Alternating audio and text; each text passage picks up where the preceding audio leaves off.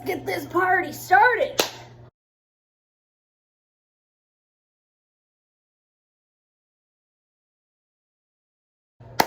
Hello, you guys. Welcome to my channel.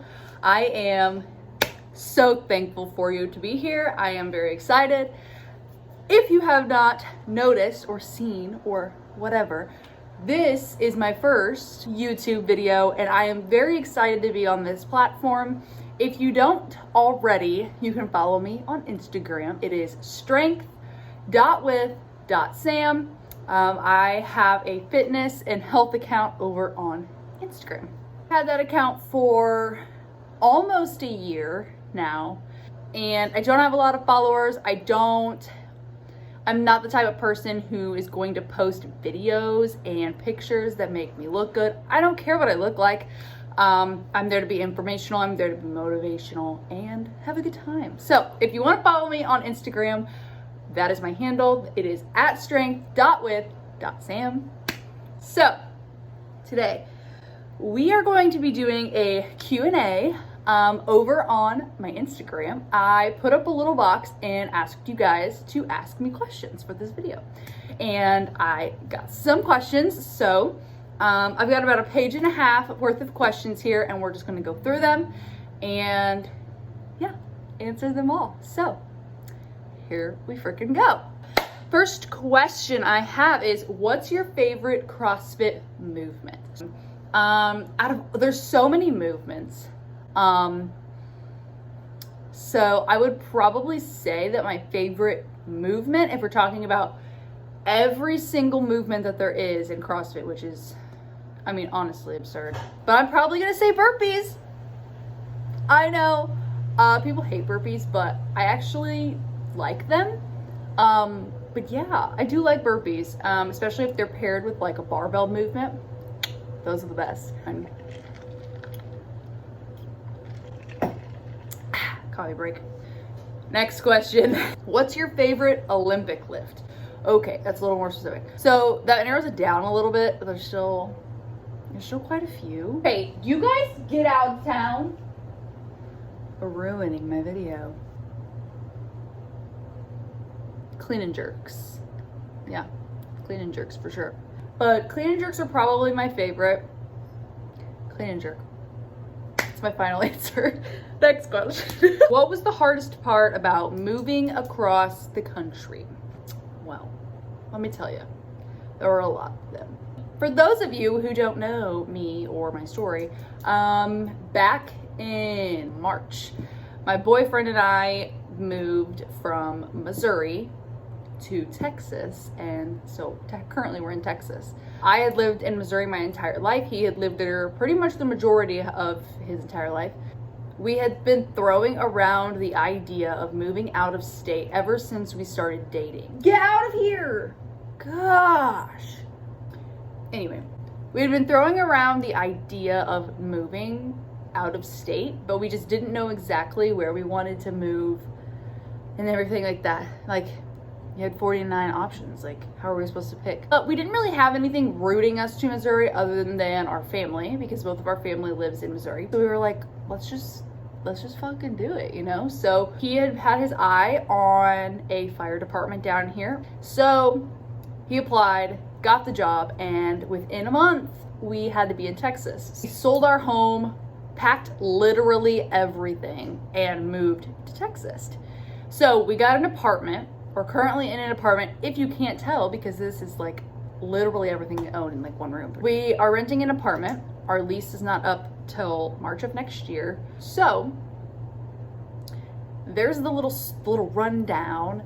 But the hardest part, honestly, was just leaving my family. I think I'm very close with my mom. I lived with my mom up until I graduated. As soon as I graduated high school, I moved out. Was on my own, but still in the same town as her for 2 years, and then moved to our home that we bought in Missouri, which was an hour away from them. So still within like driving distance, go on the weekends, go during the week if I really wanted to type thing. And then we moved to Texas, and Texas is like 14 hours away. So it's been very hard because I can't just jump in my car when I'm having a bad day, or jump in my car and just say, you know, I want to go see my mom. Can't do that. And so cell phones are amazing, and I talk to her every single day, at least via text message, if not via phone. Yeah, I would definitely say the hardest part about moving across the country is leaving your family, especially if they're all in one place and you've lived with them for so long. But I do not regret moving across the country at all. It will be one of the best decisions I have ever made. I feel like if you have never lived outside of the town or the city in which you grew up or went to high school, or both, you should. It's definitely a lot. It's definitely a huge change, but it's 100% worth it, and you really do learn a lot about not only yourself, but just the world in general.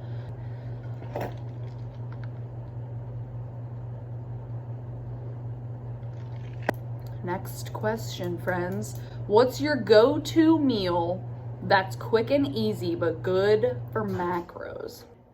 This is a hard question, honestly. Like, props to them for asking this question, because first of all, I eat a lot of food, okay? Second of all, I like everything I eat. So one of my favorite meals, I had it last night actually, and I got this idea from Tasha. I follow her on Instagram. She's amazing. She does just regular elbow noodle pasta, like mac and cheese noodle pasta. Boil the noodles, cook ground turkey or beef, whichever you prefer, and then Alfredo sauce, and that is it. I'm disgusting. Cook all that, and then you like mix it together. It's so good. It's so easy. It's so simple, but it's so good. If you're looking for something that's not so high carb, not that you shouldn't eat carbs, because everybody should eat carbs, like chicken tacos. We eat tacos a lot. We eat just Mexican food in general a lot. And tacos really aren't carb heavy. You can buy like specific kind of tortillas that are not as heavy in carb.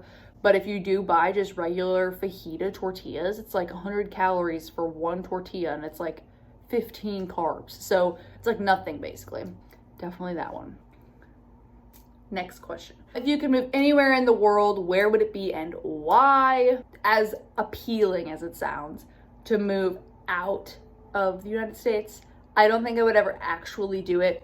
Mostly just because I don't know anything about foreign countries. I don't know how to speak any foreign language. And I also don't know anything about foreign countries hardly. So I feel like that would just be a terrible idea for me to do. I don't know. If I had to move anywhere in the world, definitely somewhere with a beach. But I do like the mountains too. Bro, I don't know. That's a hard question. Because somebody else asked a question that said, would you rather move to Texas or Colorado? And the reason being because I've traveled to Colorado and we went hiking in Colorado, and we live in Texas. So if I had to pick between Colorado and Texas, I would definitely pick Colorado for sure. For sure. I do hate the winter, and I do hate the cold and the snow.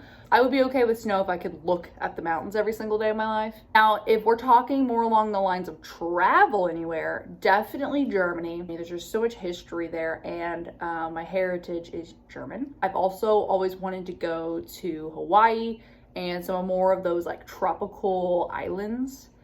Next question. How long have you been in a relationship? Me and Tristan have been dating for almost 2 years. We started dating in 2019. We started dating October 4th of 2019, and we've been together ever since. The story of how we met. We met at a 9/11 memorial stair climb. We didn't actually meet, so he saw me, and he didn't say anything to me because he was too nervous. So he friended me on Facebook, and then like a little while after that, slid into my DMs and was being kind of flirty and like asked to hang out and stuff. And I was like, no, I'm dating somebody, which was true. I was with somebody else. And then I ended up breaking up with that guy. And so I slid back into his DMs, and then that is how it happened. So the sliding in of the DMs is how we came to be about. What do you do for work? Most of the people who follow me on Instagram do know what I do for work. I am an EMT for a fire department. So I work on the ambulance. That's what I did back in Missouri as well. Been an EMT for 3 years. Next question is in relation to The last question, is it hard because you and Tristan do the same thing for work? My schedule is I work 24 hours on, 72 hours off. So I work 1 full day on, I have 3 full days off. Tristan works 48 and 96, so he works 2 full days on and has 4 full days off. More times than not, our schedules don't line up. A lot of times there will be days where we won't see each other for 3 days because I'll go to work, and then the day I get off, he's going in. So then he'll be gone for 2. Right now, as I'm filming this video, we are actually on a 5-day stretch of not seeing each other. However, back when we lived in Missouri, before we bought our house, we were still like living together. So there was one time where we didn't see each other for 10 days. There was multiple times where we didn't see each other for 3 to 7 days. But the longest stretch that we've ever been apart for work, 10 days. It is hard. Tristan and I have such a good relationship and such a strong bond that I really don't think there's much that can come between us. So being at work for multiple days on end isn't really something that affects us at all. The days that we do get together, we cherish, and we spend as much time together as we can. It is hard because at both of our jobs, there's this thing called being mandatoried. So if I go in for a 24-hour shift and somebody calls off that's supposed to relieve me the next day, I can get mandatoried and I have to stay for the next shift. So I could be there, I could go in thinking I'm gonna be there for 24 hours and then have to be there for 48. So it's really hard to make plans the day after you're getting off, because a lot of times you'll make all these plans and then you'll end up having to stay at work or go back into work or whatever the case may be. It's hard to have a constant schedule, so we stay as constant and consistent as we can. We're really boring people, so when we come home from shift, we do the same things all the time. We nap, we read, we cook, we go to the gym. That's literally what our life pretty much consists of. We are homebodies. If we go somewhere, it's out to eat or to the beach. Next question, what started your fitness journey? So this question's always really hard for me to answer because I don't have a definitive answer for it. Growing up, always played sports. In high school, I played sports. Middle school, since I was old enough to throw a softball, I played sports. And so after I graduated high school, I didn't work out or do anything for like 6 months to a year. Realized how much I missed it, got back into it, and I've been doing it ever since. In high school, they made you take they didn't make you take them, but if you were enrolled in a sport, you were almost required to take a weight training class every single day.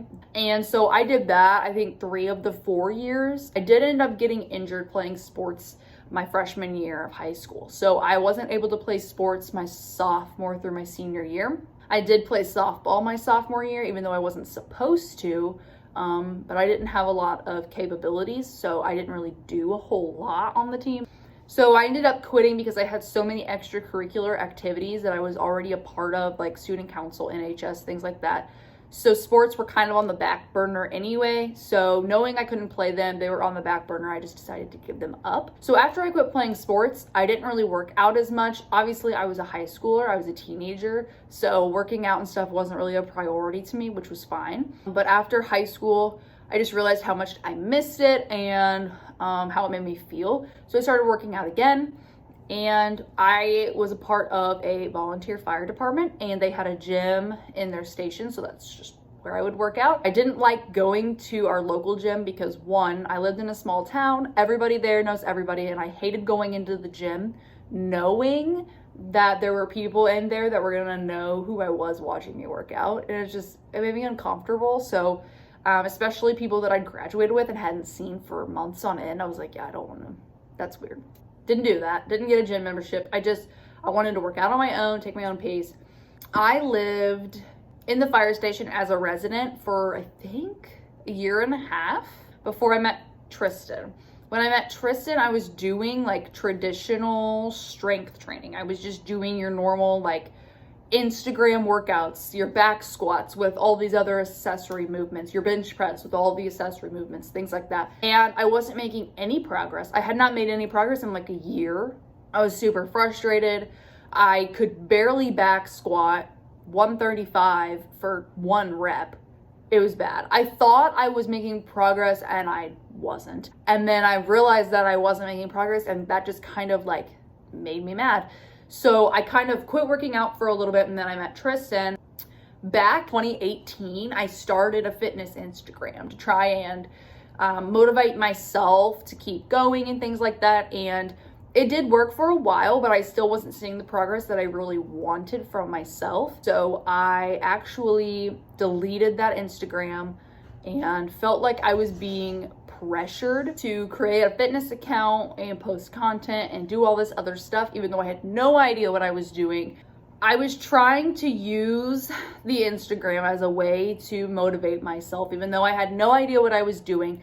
I was creating workouts that didn't make any sense, and I was doing the typical Instagram workouts, and I was picking workouts from people's pages that I followed and admired and just doing them. Even though I didn't know the proper movement patterns, I didn't know what weight I should be using, I didn't know what I was doing in general at all. And I think that's probably the main reason why I wasn't seeing the results and progress that I wanted, is just because I wasn't doing the things that I was doing the way they should have been. But I'm not mad at myself for that. I'm not embarrassed by that at all. I learned from that. So, and then in November of 2020, so last year, I started my new Instagram account, my Strength with Sam account, and I actually stopped posting for a while, kind of between the gap of moving to Texas, leaving Missouri type of situation. And my Instagram was growing. I mean, it wasn't growing exponentially, but it was growing. And then I quit posting and interacting, and I haven't really gained any followers since. And don't get me wrong, followers aren't something I have to have. The only reason I want more followers is so that I can spread my knowledge and my motivation to other people. My page is just to have fun, and basically I'm just trying to tell you, like, I don't have an answer for you. I don't have this is when my fitness journey started, this is when I did this is when I did this, because I've kind of been an active person my whole life, and I wish I had a fancy story to tell you that, like, oh, it was after this moment in my life, or this is what caused it, or this is what happened. Like, I don't have anything like that. I've always been an active person. I enjoy being active, and it's just kind of carried over into my now adult life. Okay. Why did you move to Texas? It was because of Tristan's job. Like I said, he's a fireman, got a job at a fire department, and we moved down to Texas. Do I have any pets? As you've seen throughout this video, I do have 2 cats, and they are something else. Their names are Mabel and Bobber, and Mabel is the colored cat and Bobber is the all black cat. So those are our animals. If you could give someone one piece of advice, what would it be? It would be, if you have the chance to do something, the opportunity to do something, or you're able to do something, do it. Just freaking do it. This can relate to so many things for me. So moving to Texas was something that I did just because I had the chance and the choice. Getting my ACPT certification was one of those. Starting my Instagram, starting this YouTube. If you want to do something in this world, regardless of what it is, and you have the opportunity and the ability to do it, just freaking do it. Stop worrying about what other people are gonna think, what your family's gonna think, what strangers are gonna think. It doesn't matter. If you want to do it, if it's what you want in your life, just do it, because that's what matters. If it's gonna make you happy, just do it. I've held back on so many things in my life simply because I was worried what people would think. I came from a very small town, and everybody knew everybody. There was so much drama, so much gossip, and not only with people you went to high school with, but literally just the whole town in general. And I've always been so scared to do things because I'm worried what people from back home will think about it. I've basically just come to the point where if I want to do something, if it's going to make me happy, if it's going to change my life, I need to do it. You can't say something didn't work out or you failed until you've tried. So honestly, just freaking do it. Like, just go for it. Last question. I feel like I've been talking forever. What happened to your online coaching? This is a long one, folks. So back in November, when I started my fitness account, I took my test and got certified to be an ACE, certified personal trainer. And I was pumped. I was so excited.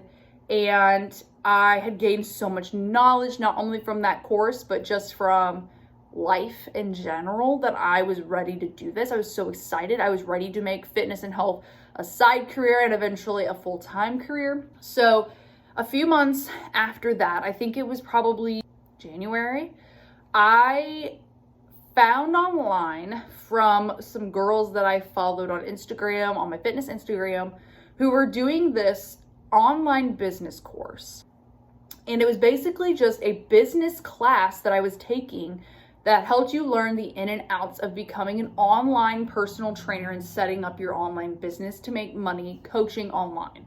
I had never really thought about coaching online per se. I just wanted to coach clients in general. So when I learned about this course, I inquired about it. I had a Zoom meeting with one of the coaches, and everything was given to me, like information about the course, how much the course costed, everything like that. And I was in the course for about a month and a half. At the beginning, I loved the course. I loved everything about it. I was learning so much, but the way it was constructed and the things they were asking me to do, I did not feel comfortable doing. The way they had everything structured was fantastic. The way that the process went was fantastic. But when it came down to personal or public relations with your clients, I wasn't on the same page as them. They had recommendations for what you should be charging for being an online coach. And I did not like the amount that they had in their minds. I thought it was way too much, and I could not get myself to try and ask people for that much money. It reassured me that I wasn't doing what I should be. And not in relation to being a coach, because I still want to be a coach and I'm going to open up my coaching again, hopefully in the very near future. But doing it under the realm of what someone else wants me to do and how they want me to do it just wasn't what I wanted. And unfortunately, I didn't get my money back because that's not how it works. There's no refunds. So I spent so much money on this course and I fully regret it with every ounce of my being. So the main reason that I stopped my coaching, my one-on-ones, was because of that course. I had my entire coaching constructed and structured towards being a certain way and doing everything this way. And I didn't like the way that it was set up. I hated it. And I was only doing it because that's the way they wanted me to do it in the course. So I decided that my best method was just going to be to stop coaching for a while and figure out what I wanted to do, where my priorities were, and how and what type of coach I wanted to be. I want my coaching to be completely different than someone else's, and I don't want to be just like every other online coach. So I've been working towards that. It did take a little bit of time off from Instagram, obviously. It did take a little bit of time off from even just thinking about coaching clients, but we're getting there. I'm very excited to finally open my coaching back up. I've gotten a lot of feedback from everybody on Instagram. It's coming together. It's just a matter of time and situating everything, because not only am I a full-time EMT, but this would be basically a second job. So just trying to make sure that I have my priorities in order so that when I do decide to open up my coaching, I'm not a flake and I have everything in order and I don't have to worry about transitioning everything around. So that is that. But I hope you guys enjoyed this freaking video. This is my first video. If it's edited like shit, I'm sorry, but I'm trying. This is gonna be my first edited YouTube video ever in my entire life. This is my first filmed YouTube video ever in my entire life. So it'll be interesting to see how it all looks when it's posted. I hope you guys have a wonderful day, night, evening, whatever it is, wherever you are watching this. I hope you have a beautiful day and an even better tomorrow. And I will see you guys in the next one.